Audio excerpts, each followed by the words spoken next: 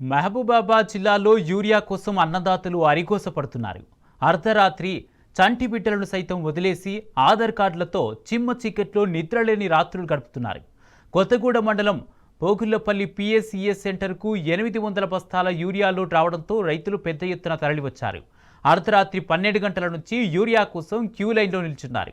రోజుల తరబడి ఎదురు చూడాల్సిన దుస్థితి నెలకొందని మండిపడుతున్నారు. కేసీఆర్ హయాంలో ఈ దుస్థితి లేదని, రైతుల్ని అర్ధరాత్రి నుంచి క్యూ లైన్లలో నిలబెట్టిన ఘనత కాంగ్రెస్ సర్కారు రేవంత్ రెడ్డికే దక్కుతుందని ఆగ్రహం వ్యక్తం చేస్తున్నారు. ఇప్పటికైనా ప్రభుత్వం స్పందించి రైతులకు సకాలంలో యూరియా అందించాలని డిమాండ్ చేస్తున్నారు.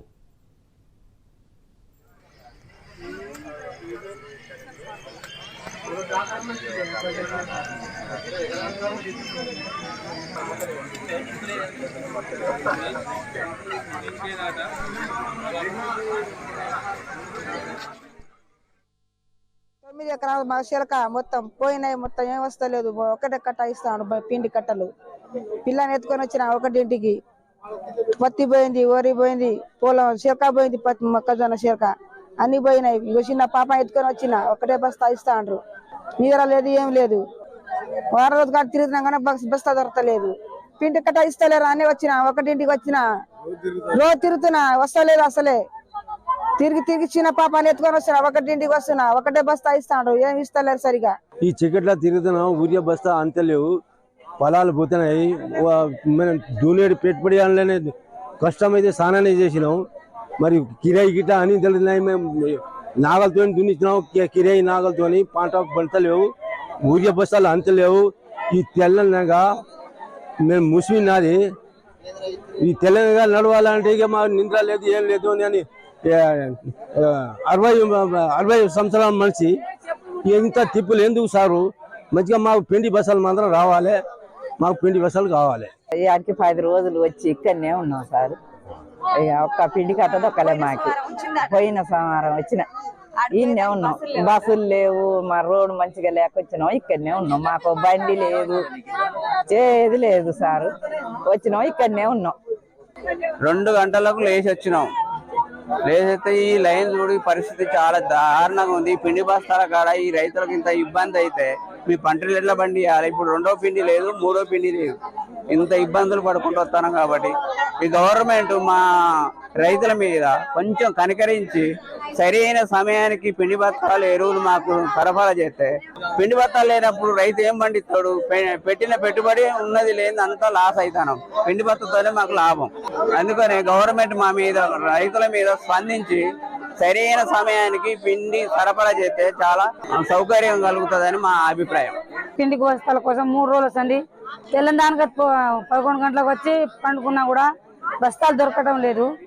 ఈ పొలాలు చిలకలు వేసుకున్నాం. అదే ముచ్చట ముందు చెప్పుకుంటే మేము కూడా పంట వేయకుండా ఎక్కడన్నా దేశం పట్టుకొని కూలైనా చేసుకొని బతుకుతాం. మరి పంట కొరకు ఇంత ఇబ్బంది ఎందుకు సార్? మరి మాకు ఏదైనా ఉంటే దయచేసి కొంచెం పిండి బస్తాలు ఫుల్గా వదిలిపెట్టినా మేము బతుకుతాం. ఒకటే బస్తా ఇస్తారు. ఇన్ని బస్తాలు ఏం సరిపోతాయి సార్? ఒక్క బస్తా అయితే ఈ గోస ఎప్పుడు రాలే. ఈసారి వచ్చినట్టు మేము ఎన్నడూ ఈ లైన్లో పుట్టిన కాంచెలు ఉన్నాం కానీ ఎన్నడూ నిలబడలే.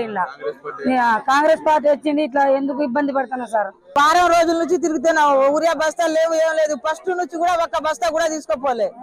ఇంత దారుణంగా ఉన్నది. 2 గంటల రాత్రికి వచ్చినా కూడా బస్తాలు లేవు, ఏం లేవు. లైన్లో వస్తున్నాం, రోజు వస్తున్నాం, పోతున్నాం.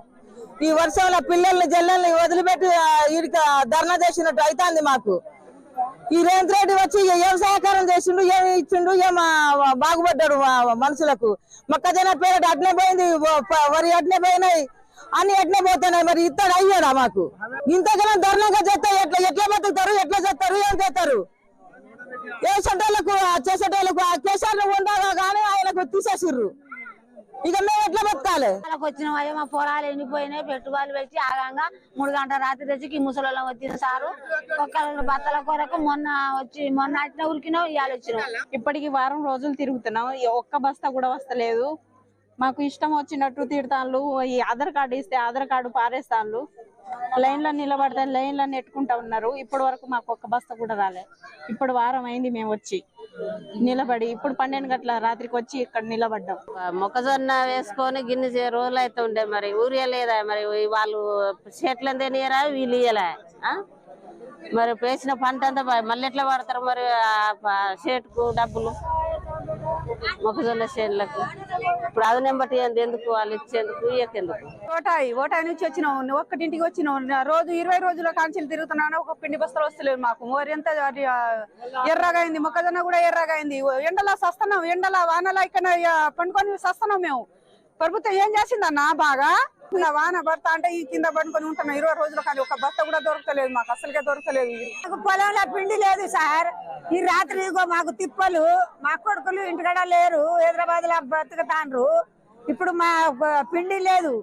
ఈ ప్రభుత్వం వస్తే ఇగో ఇదే గోస మాకు. ఇగో మాకు ఏం తిప్పలు, పాము, ఇగో పాము తేలు, ఇగో బడి వచ్చినాం, ఇగో ఇక్కడనే పండుకున్నాం. దోమాల ఒకటి అవుతుంది, అప్పుడు వచ్చినాం, ఇగో ఆపరేషన్ అయింది నడుముకు. గోస కాదు మాది.